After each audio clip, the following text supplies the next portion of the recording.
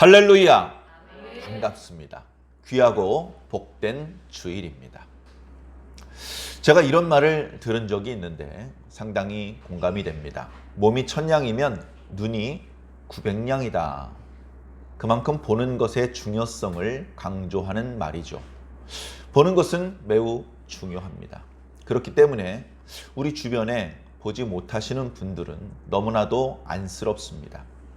그렇게 시력을 잃은 분들, 우리 주변에 그렇게 많이 있는 것을 우리가 평소에 잘 느끼지 못하고 살고 있는데, 최근에 어느 유튜버, 원샷 한솔이라는 유튜버의 영상을 보면서 야, 정말 힘들겠구나, 그런 생각을 해봤습니다.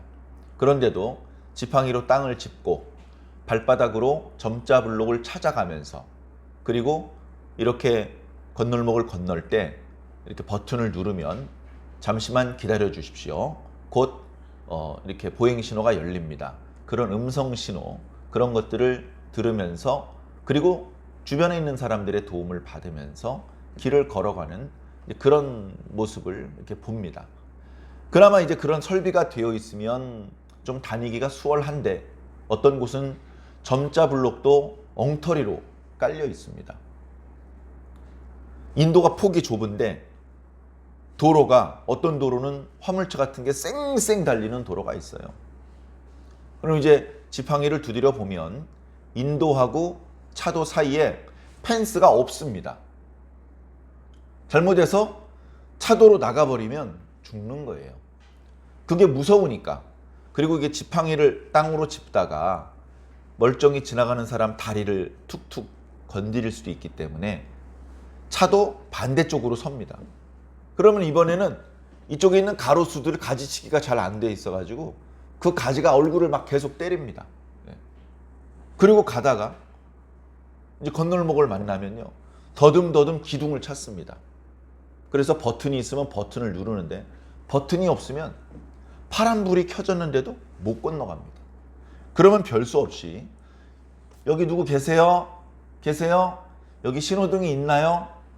여기 지금 파란불이 되면 알려주세요. 이렇게 해야 되는데, 어떤 인도는 보행자가 또 많이 지나다니지 않는 그런 또 길도 있지 않습니까? 파란불이 몇 번 켜졌다 꺼졌다 하는데 건너갈 수가 없어요. 건너갈까? 그냥 한번 용기를 내볼까? 그랬다가 쌩 지나가는 차에 부딪히면 다시 침상에서 일어나기 어렵거든요.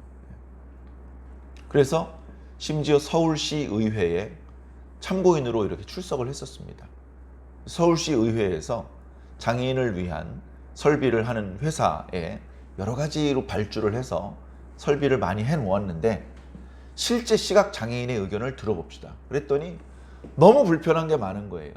점자블록, 신호등, 그리고 버스를 타보았는데 버스도 문이 열렸는지 닫혔는지 안 알려주는 거예요. 그러면서 이 사람이 얘기를 합니다. 제가 일본도 가보고 미국도 가봤는데요, 거기는요, 문이 열리면 열렸다고 이야기를 해준답니다. 우리나라도 좀 그렇게 해줬으면 좋겠다고. 우리나라가 전 세계에서 모든 부분에서 앞서가는 줄 아는데 아직도 또 부분적으로는 뒤처지는 부분이 있습니다. 자, 그런 분들의 불편이 빨리 해소되었으면 좋겠습니다. 자, 그런데 문제는 시력을 아직 잃지 않은 우리들도 때때로 까막눈일 때가 있다. 자, 글씨를 읽지 못하면 까막눈이라는 표현을 씁니다. 난 놓고 기억자도 모르기 때문에.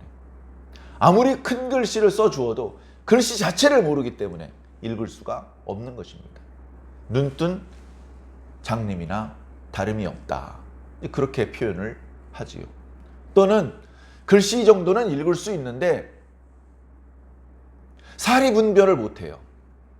지금이 웃어야 될 때인지 울어야 될 때인지 화내야 될 때인지 지금 사리 분별을 못해. 화내야 되는데 웃어, 울어야 되는데 웃어. 상황에 맞지 않은 행동을 한다면 눈을 뜨고 있은들 무슨 소용이 있겠습니까? 영적인 것도 마찬가지인데요, 영적인 것은 더 안 보여요. 제 앞에 성경책이 있습니다. 이쪽에 컵이 있습니다. 컵 안에는 차가 담겨져 있습니다. 다 보이잖아요. 우리 보인다고 생각해요. 봐야 안심이 되고 보면 봤다고 생각을 해요. 그런데 우리가 본다고 하는 그것이 얼마나 불완전한지 모릅니다. 굳이 지금 무슨 착시 현상 이런 것을 말씀드리려는 것이 아닙니다. 자, 예를 들면 여러분 비가 보입니까? 비가 보이나요? 비가 엄청나게 많이 내립니다. 잠깐 이렇게 보면 그 사이에 수천 수만 방울이 떨어집니다. 근데 단 한 방울도 제대로 보지 못합니다. 빗방울이 내려갈 때 동그란 모양인지 아니면 이쪽에 뾰족한 모양인지 아시는 분? 봐야 알죠. 봐야.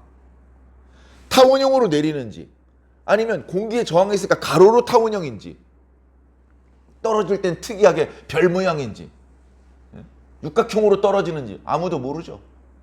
못 봅니다. 물론 고속카메라 같은 장비를 이용하면 매우 빠른 속도로 운동하는 물체도 다시 느린 속도로 재생을 하면서 이게 이런 형태로 떨어지고 있구나 라고 볼 수 있어요. 그리고 우리 맨눈으로 보는 건 아니잖아요. 자, 그 다음에 우리는 오래 보지 못합니다. 오래 보지 못해요. 자, 제가 지금 성경책을 봅니다. 이 성경책을 100년 동안 이렇게 보고 있을 수 있나요? 100년 동안? 볼 수가 없잖아요. 그냥 지금 이 순간만 보는 거예요. 빗방울은 지금 이 순간도 못 봐. 그러니까 보긴 보는데 사실 못 보는 게 더 많습니다. 작은 건 작아서 못 보고요. 큰 건 커서 못 봐요. 안드로메다 은하가 작아서 안 보입니까? 멀어서 안 보이는 것도 있지만 너무 커서 안 보이는 것도 많이 있습니다. 자, 바람이 보입니까? 바람은 사실 안 보여요. 바람이 보이면 안 되죠. 이상한 거죠. 그런데 우리는 바람이 보인다라는 표현을 쓸 때가 있어요. 그 표현은 물론 정말 물리적으로 바람이 보이기 때문에 그렇게 말한다기보다는 뭔가 문학적인 표현일 것입니다. 시적인 표현일 것입니다. 시적인 표현으로는요, 바람만 보입니까? 마음도 보이고요. 이 세상에 안 보이는 게 없어요. 달에 가봤는데 없던데? 근데 거기 옥토끼가 보입니다. 뭔가 시적으로, 문학적으로 그렇게 표현해 볼 수 있는 것이죠. 자, 그런데 바람을 직접적으로는 볼 수 없지만 어떻게 볼 수 있냐면 간접적으로는 볼 수 있습니다. 그림을 봅니다. 그림을 보는데 어이구 바람이 많이 부는 날 그리셨군요. 화가가 깜짝 놀랍니다. 아니 그걸 어떻게 하셨죠? 선생님은 제가 그림 그리는 날 그 자리에 안 계셨는데? 왜요? 여기 저 보리밭이 다 보리가 이렇게 막 흔들리고 있고 막 기울어져 있는 게 이쪽에서 저쪽으로 바람이 불고 있었네요. 간접적으로 느끼는 거예요. 간접적으로. 여름에 너무 더워요. 선풍기를 강풍으로 틀어놓았습니다. 그리고 그 앞에 얼굴을 갖다 댑니다. 그럼 어떻게 되겠습니까? 머리카락이 날리겠죠. 공기는 안 보여요. 선풍기 날개 돌아가는 건 물론 보이지만 바람은 안 보인단 말이죠. 근데 뭐가 보여요? 그 바람에 날리는 머리카락은 보이는 겁니다. 바람에 날리는 옷깃은 보이는 겁니다. 바람에 날리는 꽃가루는 안 보이죠. 낙엽 같은 것은 이제 보이는 것이죠. 그걸 보면서 낙엽이 날아가네? 그럼 낙엽을 보았다고 말하지 않고 바람을 보았다라고 말하는 겁니다. 간접적인 걸 본 것이죠. 정말 그 바람이 어떤 형태로 움직이는지 안 보여요. 그런데 최소한 낙엽이 팔랑 뒤집어진 걸 보니 바람이 지나간 거야 라고 확실히 알 수 있습니다. 에게게 그게 뭐야? 네, 별거 아닙니다. 별거 아니에요. 자, 그런데 한번 다르게 생각해 볼까요? 12월 24일 날 밤에 야구방망이를 들고 산타 할아버지가 오면 기절을 시킨 다음에 그 보따리에 있는 모든 선물을 가져가겠다. 누구 얘기죠? 제 얘기입니다. 어렸을 때. 자, 그런데 실패하고 잠들었어요. 지금도 저녁에 잠 오는 거 참는 게 쉽지 않지만 어렸을 때는요, 졸리면요 서서도 자고 뭐 들어 옮겨도 모르고 잠들었습니다. 근데 아침에 일어나니까 내 앞에 선물이 있는 거예요. 내 앞에 선물이 있는 거예요. 선물을 받지 산타를 본 건 아니죠. 근데 선물을 보니까 뭘 알 수 있어요? 아, 산타 할아버지가 다녀가셨구나 라는 것을 아는 거예요. 그렇게 간접적으로 아는 것이죠. 산타 할아버지 너무나 만나고 싶었어요. 만나서 하고 싶은 얘기도 많고 뿔룩 나온 배도 손가락으로 좀 눌러보고 싶고 수염도 좀 잡아당기고 싶고 얼마나 궁금한 게 많았겠습니까? 어렸을 때. 그런데 내가 산타 할아버지를 너무너무 좋아하다 보니까 산타 할아버지가 다녀가신 것만으로도 기분이 좋았어요. 무슨 말씀인지 알겠습니까? 산타 할아버지를 내가 별로 좋아하지 않으면 지나갔거나 말거나, 근데 내가 산타 할아버지를 좋아하니까 산타 할아버지가 지나가신 것만으로도 기분이 좋아. 선물 포장지를 열면서 산타 할아버지가 무슨 선물을 주셨을까? 야, 이거 뭐야? 내가 정말 갖고 싶었던 운동화네? 내가 정말 가고 싶었던 축구공이네? 산타 할아버지는 내가 갖고 싶었던 걸 어떻게 알았지? 다 아는 수가 있죠. 역시 산타 할아버지는 진짜 계신가 봐 하면서 어렸을 때 정말 행복해 했었습니다. 바로 그런 거예요. 보이지 않는 산타를 보는 힘, 보이지 않는 바람을 보는 힘, 그런 힘이 필요한 시대를 우리는 살고 있습니다. 어른이 되면서 그런 것들을 볼 수 있는 힘, 마음의 여유 잃어버리고 있습니다. 그러나 그걸 잃어버리면 더 돈도 잘 벌고 성적도 잘 나오고 좋아지는 것 같은데 세상에 공짜가 없어요. 하나 좋은 게 생겼으면 또 다른 좋은 걸 하나를 잃어버리게 되는 겁니다. 어느 게 더 손해인지는 시간이 지나봐야 아는데 다들 하는 소리가 어렸을 때의 동심은 돈 주고 살 수 없는 너무나 값진 보화였어 라고 말을 합니다. 자, 제가 서론을 이렇게 장황하게 말씀드렸던 것은 역시 우리 영적인 것, 하나님을 보는 것에 대한 말씀을 드리고 싶어서입니다. 제가 어저께 제가 섬기고 있는, 몸담고 있는 카르푸스 총액신학연구원에 다녀왔습니다. 경기도 안산시에 있는데요. 어저께는 강의 때문에 올라간 것이 아니고 제3회 입학식 및 학위 전수식이 있어서 올라갔습니다. 코딱지만한 신학원이에요. 코딱지만한 신학원. 그래, 학장님, 이사장님, 이사, 또 신학대학 원장님, 교수님, 재학생, 졸업생 다 참석했더니 13명이었습니다.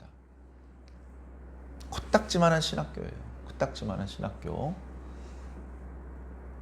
그런데 그럴싸하게 현수막도 걸고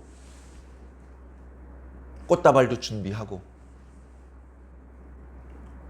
이 학위 가운, 학사모, 졸업장, 기타 등등 다 준비를 해서 하나님께 먼저 예배 드리고 그 다음에 여러 의식들을 진행을 했습니다. 제가 대표 기도를 맡았어요. 제가 대표 기도를 담당하게 되었다는 사실은 그 교회에 가서 알았습니다. 예배 시작하기 한 20분 전에 알았습니다. 그래서 마음속으로 어떤 기도를 드릴까 준비했죠. 군더더기 없이 너무 길지 않게, 그러나 꼭 기도해야 되는 내용은 빠뜨리지 않고 그렇게 기도해야 좋은 기도잖아요. 그래서 마음속으로 준비를 했는데 제 기도 첫 마디가 이렇게 시작했습니다. 하나님, 오늘같이 좋은 날 주셔서 감사합니다. 오늘 제3회 카르포스 총회신학연구원 입학식 및 학위 전수식입니다. 정말 아무것도 없는 가운데서 이 신학교 문을 열었습니다. 아무것도 없었죠. 학장도 이사장도 학생도 교수도 없었어요. 아무것도 없었어요.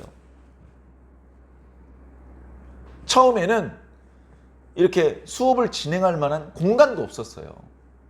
그것을 준비하셨던 학생님 교회가 이게 좀 내부적으로 문제가 있어가지고 냄새도 나고 좀 여러 가지 좀 빨리 수리를 해야 되는데 수리하기도 좀 비용도 많이 발생되고 그래서 교회를 이전해야 되는데 이전하기는 또 시간이 많이 걸리고 참 난처한 상황 속에 하나님께서 예비된 장소가 있었어요. 그렇게 출발했습니다. 그래가지고서 벌써 3회 이렇게 입학식 및 학위 전수식을 열게 되었어요. 불과 3회야, 불과 3회. 이제 막 시작을 했어. 그러나 초창기 멤버였던 분들은, 저도 초창기 멤버죠, 눈물이 앞을 가리는 상황이었습니다. 제가 뭐라고 기도했겠습니까? 하나님께서 이렇게 좋은 날을 주셨습니다. 아무것도 없었는데 하나님께서 이렇게 인도해 주셨습니다. 다 아버지께서 해 주셨습니다. 저 뒤에 학장님이 제일 크게 아멘 하는 거예요. 자기가 현장에서 하나님께서 일하신 걸 봤거든요. 여러분, 하나님 보신 분 있습니까? 하나님 안 보여요. 바람을 볼 수 없는 것처럼 하나님 안 보여요.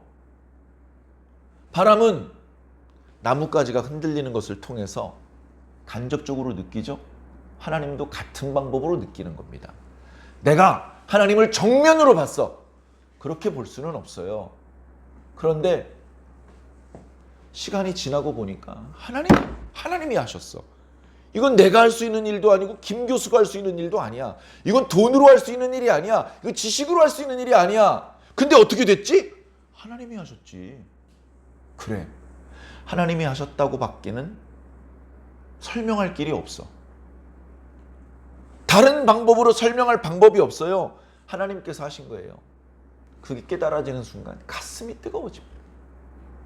목이 메이고 울컥 눈물이 쏟아지는 거예요.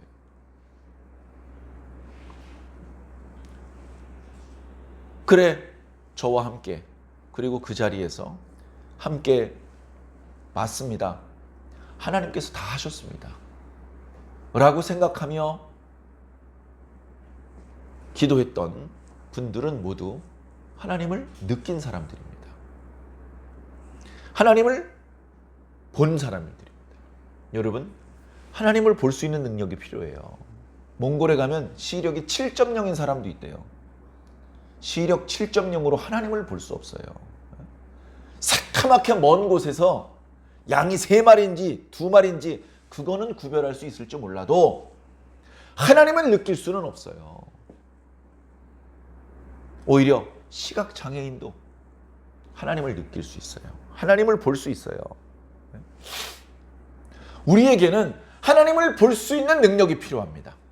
이건 능력이라고 말하기에는 좀 어울리지 않는 것 같은데 하나님을 느낄 수 있는 정서가 필요해요. 정서. 기도했어. 이거 주세요, 저거 주세요. 하도 많이 기도해서 내가 뭘 기도했는지도 까먹을 정도로 끝없이 하여간 막 달래. 우리 기도의 특징 뭐뭐에 주시 없어서로 끝나잖아요. 자꾸 달라는 거죠. 그래, 하나님께서 많이 주셨어. 솔찬히 많이 주셨어. 내가 달라는 대로 다 주진 않았지만 그게 제법 많이 주셨어요. 여러분, 자녀들 길러보셨죠? 겁나게 달라고 합니다. 겁나게. 달라는 대로 빠짐없이 다 줄 수는 없어요. 근데 상당히 많이 줍니다. 상당히 많이 줍니다. 어지간하면 줍니다. 근데 어때요? 준 줄 몰라요. 준 줄 몰라요. 하나님, 내일 소풍 갑니다. 맑은 날씨를 주시옵소서. 하나님께서 불쌍히 여기셔서 맑은 날씨를 주셨습니다. 근데 그 맑은 날씨가 하나님께서 주신 건지 몰라요. 모르니까 어떡합니까? 하나님께 감사를 할 수가 없잖아요. 그리고 그 다음번 기도할 때에 이거 걱정되네. 내일 비 오면 안 되는데 이거 기도한다고 날씨가 맑아질까? 이딴 소리 하고 있는 거예요. 지난번에 기도했던 것을 하나님께서 응답하셨다는 체험이 확실히 있으면 지난번에 기도했더니 들어주셔. 하나님 기도하면 다 들어주신 분이야. 이렇게 말할 수 있을 텐데 하나님의 어떤 느낄 수 있는 정서가 없다 보니까 이루어 주셔도 몰라. 이루어 주셔도 감사하지도 못하고 그러다 보니까 이거 기도해도 되는 거야 안 되는 거야 이러고 앉아 있어요. 하나님을 느끼는 정서가 너무나 절실하게 필요한 시대를 우리가 살고 있습니다. 사랑하는 성도 여러분, 하나님을 느끼시기 바랍니다. 제가 이제 오늘 주보를 이제 제가 준비를 하거든요. 저도 꿈을 꿉니다. 언젠가 주보를 다른 사람이 할 때를 꿈꿉니다. 주보를 편집도 하고 인쇄도 하고. 근데 지금은 제가 다 합니다. 주보에 보면 지난주일 말씀 요약이 있어요. 이게 전도지로도 활용될 수도 있는 것이기 때문에 그 설교의 내용을 잘 요약을 해서 경우에 따라선 설교보다도 더 좋은 설교 요약문을 만들어야 되기 때문에 매주 주보를 만들 때 이 설교 요약문을 만드는 것이 가장 부담스럽습니다. 그러다 보니까 지난주일 설교 내용을 영상으로 저도 봅니다. 2번, 3번 봅니다. 그런데 지난주에 이렇게 드렸던 말씀들 중에 오늘 본문 말씀하고 내용이 연결되는 말씀들이 많아요. 지난주에 그런 말씀 드렸습니다. 우리 교회의 첫 번째 목표는 전도, 교회 부흥, 재정 자립이 아니라 머리 대신 예수님께 붙어 있는 겁니다. 라는 말씀을 드렸는데 오늘 말씀에 딱 그 말씀이 나타나는 거예요. 어려운 표현은 아니니 부담 갖지 마시고 본문 말씀 쭉 풀어서 말씀드릴 때 잘 들어주시기 바랍니다. 나는 참 포도나무다. 에고 에이미라는 표현이 요한복음에 7번 나타나는데 오늘 15장 1절 말씀으로 그 7번째 에고 에이미라는 표현이 완성되었습니다. 처음에 뭐라 그랬죠? 나는 세상의 떡이다. 생명의 빛이다. 나는 선한 목자다. 양의 문이다. 선한 목자다. 나는 부활이요 생명이다. 나는 그 길이요 그 진리요 그 생명이다. 그리고 마지막 나는 참 포도나무다. 여기 참이라는 말은요 진리라는 말이거든요. 진리라는 말이 있어요. 헬라어에. 거기에 이제 꼬리를 명사를 형용사형으로 바꾼 단어를 쓴 거예요. 예수님께서 진리잖아요. 진리의 포도나무예요. 참 포도나무. 그리고 하나님은 농부시고 우리는 가지래요. 이건 비유죠. 자, 비유는 원래 의미를 이해하기 어려운데 그걸 좀 이해하기 쉽게 표현하기 위해서 이렇게 설명을 하기 위해서 갖다 쓴 말을 비유라고 하는데 비유는 2가지 기능이 있죠. 원래의 의미를 잘 이해하도록 도와주는 기능이 있고 두 번째는 원래의 의미를 절대 알아듣지 못하도록 숨기는 기능이 또 있는 것입니다. 그래서 비유를 통해서 우리 원래의 의미를 깨달아야 돼요. 비유의 내용이 100% 원래의 의미와 대응되진 않습니다. 잘 맞지 않는 부분도 있어요. 오해하면 안 되는 것입니다. 그렇게 오해할 수도 있는 면이 있기 때문에 하나님의 말씀은 성령님께서 도와주셔야만 정확하게 이해할 수 있는 것입니다. 그러니까 내 의욕과 내 소망대로 되는 것은 아니죠. 모든 주권은 하나님께 있습니다. 나는 포도나무요. 내 아버지는 농부라. 자, 농부하고 포도나무가 있어요. 자, 열매를 맺는 건 누가 맺는 거예요? 농부가 맺습니까? 포도나무가 맺습니까? 포도나무가 맺죠. 그렇기 때문에 이 비유를 액면 그대로 생각하면 안 돼요. 농부는 아무것도 하는 것이 없이 열매만 따가는 날강도입니까? 그런 이야기가 아니라 여기서 아버지를 농부라고 비유한 것은 아버지께서 포도나무를 사랑하시기 때문에 농부라고 말하는 겁니다. 농부는 자신이 기르는 그 식물을, 농작물을 사랑합니다. 사랑하는 그 측면에서 그 농작물이 더 잘 자라도록 도와주는 측면에서 농부라고 비유를 한 것이죠. 말씀을 한번 보겠습니다. 나는 참 포도나무요 내 아버지는 농부라. 무릇 내게 붙어 있어 열매를 맺지 아니하는 가지는, 갑자기 가지 이야기가 나와요. 그러더니 저 뒤에 5절에는 너희가 바로 가지다 라고 말하고 있습니다. 우리 생각에는 우린 열매겠지 이 이야기 속에서, 아니요, 가지래요. 가지래. 열매가 뭔지는 조금 뒤에 설명드리겠습니다. 자, 가지가 있는데 두 종류의 가지가 있어요.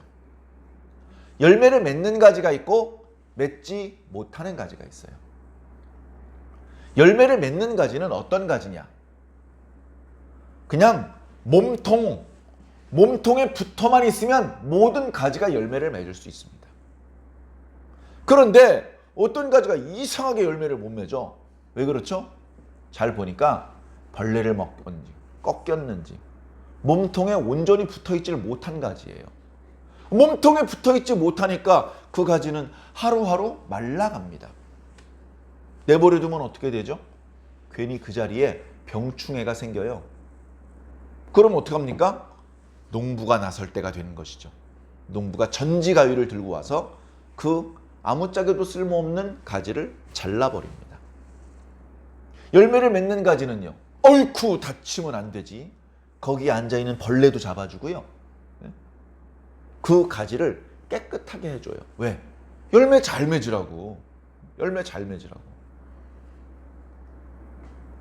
무슨 말씀인지 아시겠죠? 어렵지 않죠? 자, 3절. 너희는 내가 일러준 말로 이미 깨끗하여졌으니. 그죠? 아버지께서 전지가위를 들고 와서 열매 맺는 가지를 깨끗하게 해주신다는 거, 그건 비유고, 예수님께서 영적인 말씀을 하는 거예요. 내가 너희를 깨끗하게 해주었다. 어떻게 깨끗하게 해주었죠? 말씀으로 깨끗하게 해주었습니다. 예수님께서 제자들의 발을 닦아주실 때 베드로와 나누었던 이야기를 기억하십니까? 주님, 제 발은 영원히 씻지 못하실 겁니다. 베드로야, 그러지 마. 내가 네 발을 닦아주지 않으면 너하고 나는 관계가 없다. 주님, 그렇습니까? 그러면 발뿐 아니라 손과 머리도 씻어주시옵소서. 아니다. 이미 목욕한 자는 발만 씻으면 된다. 제자들은 이미 목욕한 자로 표현하고 있습니다. 이미 그 몸이 깨끗한 것이죠. 정말로 깨끗합니까? 정말로 그런 의미가 아니고, 말씀으로 그의 인격이, 전 인격이 깨끗함을 얻은 상태라는 것입니다. 제자들은 자기가 깨끗한지도 몰라. 예수님께서 가르쳐 주는 거예요. 너희는 이미 깨끗하였다. 3절에. 자, 4절에. 그러니 깨끗해진 것으로 만족하지 말고 내 안에 거하라. 내 안에 거하라. 여러분, 예수님 안에 거하는 게 쉬운 일이 아닙니다. 자, A는 B에 속하였고 B는 A에 속했습니다. 그럼 뭐죠? A하고 B는 합동입니다. 그렇게 되기가 어렵잖아요. 참 어려운 거예요. 이건 설명하기가 어렵습니다. 김은상이라는 상자의 뚜껑을 열어보니 예수님이 있어. 그래서 그 김은상 속에 있는 예수님이라는 상자를 열었더니 그 안에 김은상이 있어. 이해하기 어려운 것이죠. 그런데 이 말씀을 예수님께서 처음 하신 말씀이 아니에요. 아버지가 내 안에, 내가 아버지 안에 거한다. 그 말씀을 그동안 계속 하셨거든요. 그 말씀을 지금도 100% 이해하지 못하지만, 그러나 뭔지 모르지만 예수님하고 하나님하고 강하게 연결되어 있는 것은 느껴집니다. 예수님하고 하나님은 분리가 불가능하다는 것이 느껴집니다. 그런데 그 예수님께서 지금은 뭐라고 말씀하셨느냐? 이제는 하나님하고 당신하고의 관계를 말하는 게 아니고 당신과 제자들 사이의 관계를 말합니다. 내가 너희 안에, 너희가 내 안에 있어야 된다. 그게 무슨 뜻이죠? 그래, 이해가 잘 안 될 줄 알았어. 그래서 내가 비유를 준비했어. 어떤 비유요? 포도나무의 비유. 가지가 몸통에 붙어 있는 거, 그게 네가 내 안에 있고 내가 네 안에 있다는 말이야. 100% 이해는 아직도 안 되지만, 그러나 어떻습니까? 가지가 몸통에 붙어 있는 게 뭔지는 우리가 많이 보았잖아요. 붙어 있는 거예요. 붙어 있고 연결되어 있습니다. 그래서 가지에서 만들어낸 영양분을 뿌리나 다른 줄기로 보낼 수 있고요. 뿌리에서 흡수한 영양분이나 수분을 가지로 보내줄 수 있는 거예요. 단순히 붙어 있는 게 아니고 그 속에서 뭔가 왔다 갔다 하는 것이죠. 왔다 갔다 하는 거예요. 그렇게 붙어 있는 겁니다. 자, 불미스러운 사건이 생겨서 가지와 몸통이 분리가 되었다고 칩시다. 몸통에서 가지가 분리가 됐어요. 몸통이 죽을까요? 가지가 죽을까요? 가지가 죽습니다. 몸통은 안 죽어요. 가지가 죽어요. 그러니 어떻게 됩니까? 우리는 열매 맺고 안 맺고가 중요한 게 아니야. 잎사귀가 날지 꽃이 날지가 중요한 게 아니라 일단 몸통에 붙어 있어야 돼. 몸통에 붙어 있어야 잎사귀가 나오든 꽃이 나오든 뭐가 나오는 겁니다. 이게 분리되고 나서는 아무것도 생기지 않는 것입니다. 그러니까 예수님께서 뭐라고 말씀하십니까? 가지가 몸통과 분리되어서는 아무것도 할 수 없는 것처럼 너희는 나를 떠나서는 아무것도 할 수 없다고 말씀하시는 겁니다. 5절에 나는 포도나무여 너희는 가지라.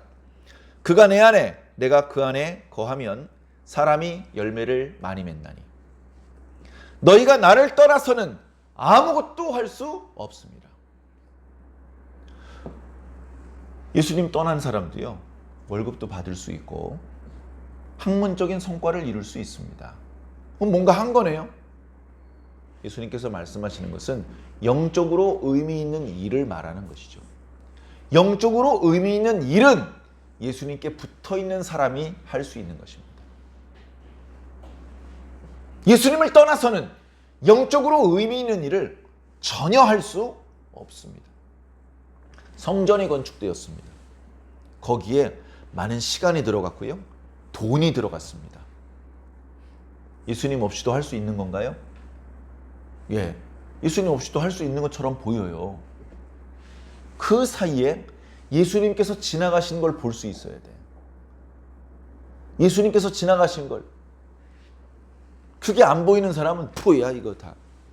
콘크리트로 만들었고 벽돌로 만든 거지. 다 교인들이 저 돈 걷어가지고 저 건물 하나 지었구만.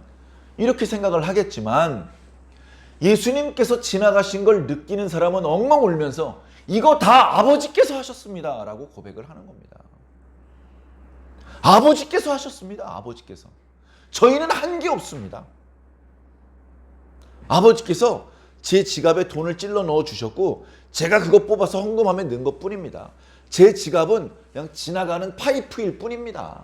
아버지께서 다 하셨습니다. 하나님께서 하신 게 느껴지는 사람은 그렇게 말을 하는 것이지요. 겉으로는 김 목사가 설교한 것 같습니다. 겉으로는 최 권사가 전도한 것 같습니다. 겉으로는 이 장로가 교회를 건축한 것 같습니다. 겉으로는 눈으로는 그것까지밖에 안 보여요. 보이지 않는 걸 봐야 됩니다. 김 목사가 무슨 설교를 하고 무슨 감동을 줄 수 있어요? 다 하나님께서 주시는 거죠. 좋은 건 다 하나님께로부터 온 겁니다. 그 하나님이 저를 통해서 지금은 일하시는 거고, 그 하나님이 저 권사님을 통해서 기도하게 하시고, 그 하나님이 저 장로님을 통해서 교회를 건축하신 겁니다. 그러니 그 중간에 심부름꾼한 사람보다는 근본적인 일을 하신 분이 더 크잖아요. 그러니까 심부름꾼 이름까지는 다 말하지 않고 주인의 이름만 말하는 겁니다. 아버지께서 하신 거죠.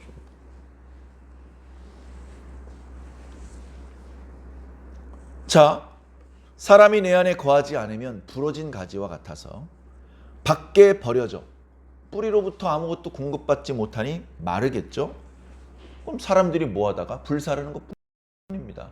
왜 지옥이 불바다겠습니까? 마른 가지들 정리하는 곳인 거예요. 너희가 내 안에 거하고 내 말이 너희 안에 거하는. 예수님께서 우리 속에 거하신다는 의미는 우리가 예수님을 사랑하고 예수님을 나의 주인으로, 스승으로, 하나님을 아버지로 그렇게 생각한다, 그렇게 사랑한다, 그렇게 안다, 그렇게 믿는다는 의미가 있을 것입니다. 그런데 그것뿐 아니라 이제 예수님의 말이 성경 말씀이죠. 신약 성경 복음서에 빨갛게 인쇄되어 있는 부분뿐 아니고 성경 말씀 전체를 우리 안에 두어야 돼요. 우리 안에. 우리 안에 둔다는 말은 무엇일까요? 달달달달 암송한다는 뜻일까요? 암송하는 것도 유익할 수 있습니다. 필요할 수 있습니다. 여기서 안다는 것은 더 깊은 의미가 있는 것이죠. 경험적으로 아는 것이고 관계적으로 인격적으로 아는 것입니다. 그 말씀이 우리 속에 있으면 그러면 무엇이든지 원하는 걸 구해라. 그죠? 야, 그렇습니까? 500평짜리 아파트 주십시오. 말씀이 그 속에 있는 사람은 그런 거 구하지 않아요. 베드로? 바울? 그런 거 구하지 않았어요. 그 속에 예수님이 들어와 계시고 그 속에 예수님의 말씀이 있는 사람은 예수님 뜻대로 기도합니다. 아버지께서 예수님에게 모든 권한을 주셨지만 예수님은 그 권한을 다 쓰지 않으셨어요. 자기 마음대로 하지 않으셨어요. 하나님 뜻대로만 하셨어요. 우리도 마찬가지입니다. 예수님께서 뭐든지 구하라고 하셨지만 우리는 예수님 뜻대로 구할 겁니다. 예수님 뜻대로 구할 것입니다. 여러분, 무조건 복 받을 수 있습니까? 병자를 위해서 기도하면 무조건 다 치료됩니까? 병자를 위해서 기도해도 병이 낫지 않고 끝내 죽는 그런 성도도 많이 있습니다. 그러면 기도 다 쓸데없는 짓 하는 겁니까? 그렇지 않습니다. 모든 것은 하나님 뜻대로 됩니다. 하나님 뜻대로 되기를 기도하는 수밖에 없습니다. 어떤 성도가 있는데 몸이 아파요. 안타깝게도 그 병이 이번에는 치료받지 못하고 죽는 게 하나님의 뜻이었다고 칩시다. 목사님께서 유가족들 될 사람들에게 이번에는 이분이 죽는 게 하나님의 뜻입니다. 하나님의 뜻대로 되기를 원합니다. 그렇게 기도하면 그 유가족 될 사람들이 감동받고 좋아하겠습니까? 얼마나 마음이 불편하고. 목사님 그러지 말고 치료가 안 돼도 좋으니까, 회복이 안 돼도 좋으니까 회복하게 해달라고 좀 기도해 주세요. 그러지 않겠습니까? 그래서 그렇게 기도를 해드립니다. 그러나 결국은 뭐죠? 결국은 우리의 소원을 기도하면 안 되는 건 아니에요. 기도할 수 있어요. 예수님도 이 잔이 내게서 지나가기를 원한다고 기도하셨잖아요. 근데 거기서 끝나면 안 되는 거죠. 우리의 희망사항은 이건데, 그런데 이대로 해주시면 참 감사하겠는데, 근데 이것대로 안 하시고 아버지 뜻대로 해주셔도 좋습니다. 아니, 반드시 아버지 뜻대로 해주셔야 됩니다. 내 뜻대로 되는 것보단요, 아버지 뜻대로 되는 게 나한테 더 좋더라고요. 거기까지 헤아릴 수 있어야 되는 것입니다. 8절에 너희가 열매를 많이 맺으면 내 아버지께서 영광을 받으실 것이고 너희는 내 제자가 될 것이다. 열매가 무엇일까요? 전도인가요? 헌금인가요? 열매가 뭐죠? 교회를 건축하는 것인가요? 열매는요, 아버지께서 영광을 받으시는 모든 일입니다. 열매는 헌금이야. 이렇게 범위를 압축시켜서 한정시키지 않았어요. 그걸로도 영광 받으실 수 있어요. 찬양으로도 영광 받으실 수 있고요. 전도를 해도 영광 받으실 수 있어요. 예수님은 십자가에 달려 죽으시는 것으로 영광을 하나님께 돌리기도 하셨어요. 하나님께 영광 돌릴 수 있는 방법은 지정되어 있지 않아요. 여러 가지 방법이 있습니다. 아이고, 저분은 찬양으로 하나님께 영광을 돌리네. 참 좋겠다. 난 노래를 못 불러서 어떡하지? 넌 그림으로 하나님께 영광 돌릴 수 있잖아. 그림으로. 난 그림도 못 그리는데 또 다른 게 있겠죠. 뭐가 됐든지 상관없습니다. 난 주방에서 요리를 하는 방법으로 하나님께 영광 돌릴 수 있어. 난 요리도 못해. 설거지는 할 수 있잖아. 뭐가 됐든지 하나님께 영광 돌리는 그 일이 열매를 맺는 일입니다. 근데 그거 어떻게 해야 할 수 있다고요? 예수님께 붙어 있어야 할 수 있어요. 예수님께 붙어 있어야 돼. 그러니 교회가 부흥하고 재정이 자립되는 건 예수님께 붙어 있다 보면 저절로 되는 것입니다. 저절로 된다고 순식간에 된다는 뜻은 아니에요. 안 돼도 상관없어요. 가지가 몸통에 붙어 있는데 열매가 저쪽까지 10개 맺을 때 여기 하나밖에 못 맺어. 괜찮아요. 붙어 있는 게 중요합니다. 붙어 있는 게. 교회 운영하기 너무 힘들어. 여러분, 요즘요 불경기래요. 가게 하는 사람들 다 힘들대요. 교회는 괜찮나요? 더 힘들어요. 더 힘들어. 젊음을 하나님께 바쳤어. 가슴 뜨거운 목사님들. 이제 흰머리 나고 이빨 빠져가지고 목회하는 게 너무 힘들대요. 조기 은퇴하고 싶답니다. 조기 은퇴하고 다른 일 알아봤으면 좋겠다는, 뭐 그렇게까지 말씀하시는 분도 없지 않습니다.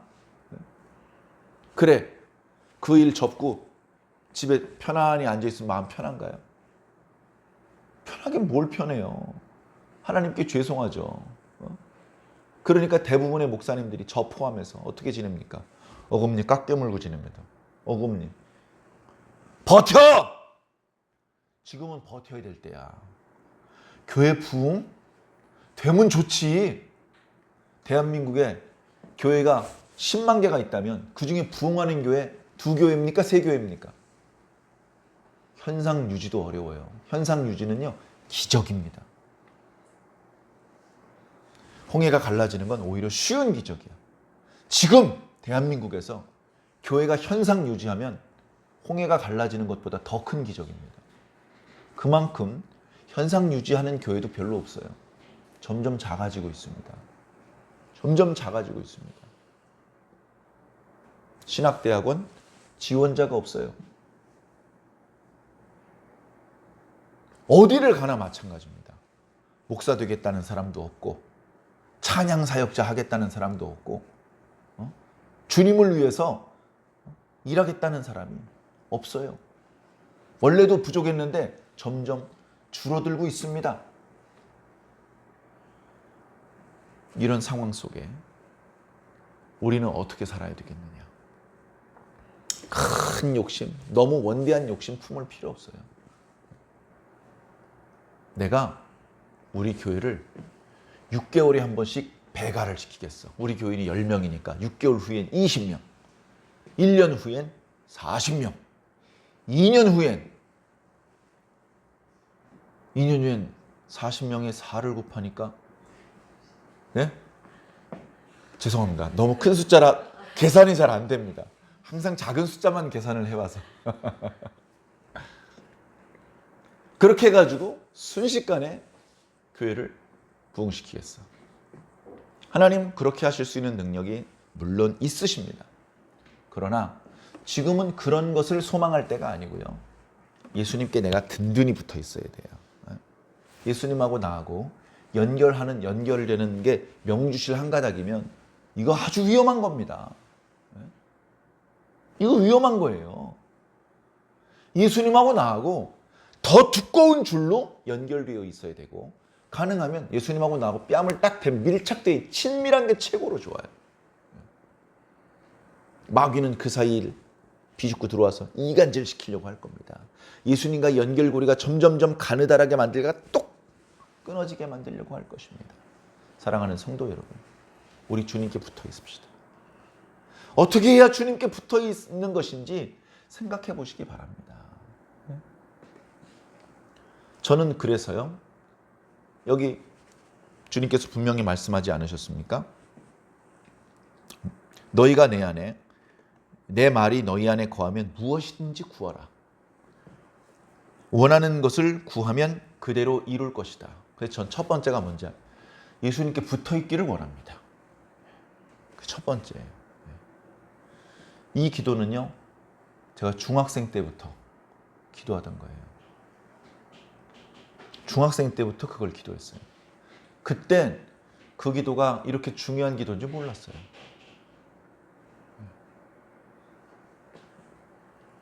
위대한 인물이 되지 못하고 엄청난 성과를 내지 못해도 예수님과 붙어 있는 사람이 되고 싶습니다. 예수님과 붙어 있는 사람이 되고 싶습니다.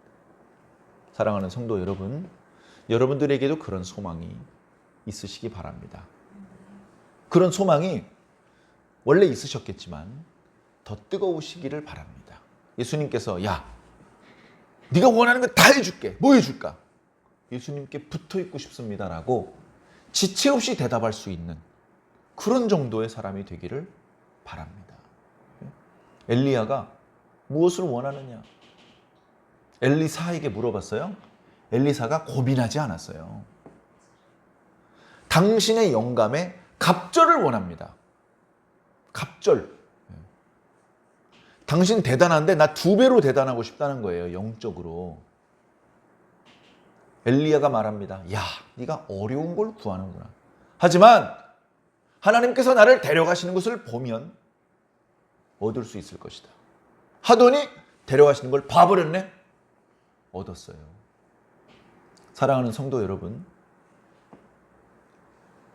우린 이렇게 더 높은 거, 더 큰 거, 더 근본적이고 중요한 것을 무엇인지를 알고 그걸 구할 수 있어야 됩니다. 제가 시쳇말로 우리 완주중앙교회 성도들은 수준이 높으니까 조금 어려운 설교를 해드려도 다 이해를 하시죠? 뭐 예를 들면 이런 식으로 표현할 때가 있는데, 뭐가 수준이 높은 거냐? 뭐가 중요한지를 아는 것이 수준이 높은 것입니다. 사랑하는 성도 여러분, 우리 교회는, 그리고 우리 교회 성도 한 명 한 명은 예수님께 붙어 있는 것을 가장 중요한 것으로 생각하시기 바랍니다. 그리고 그렇게 해달라고 날마다 기도하시기 바랍니다. 그리고 실제로 그렇게 사시기 바랍니다. 우리가 주님께 붙어 있기 위해서 우리가 가지고 있는 모든 에너지를 다 쓰면, 그러면 전도는 언제 하고 기도는 언제 합니까? 그 나머지는 이제 뿌리가 알아서 해줄 것이고 줄기가 알아서 해줄 겁니다. 꽃을 피우고 열매 맺는 걸 가지가 어떻게 합니까? 줄기하고 뿌리가 하는 거지. 우리는 그냥 몸통에 붙어 있기만 하면 나머지는 주님께서 다 알아서 해주신다. 그런 믿음으로 가는 것입니다. 이번 한 주간, 아니 올 한 해, 아니 우리 남은 인생 전체를 주님과 붙어 있는 채로 보내시기를 예수님 이름으로 간절히 축원합니다.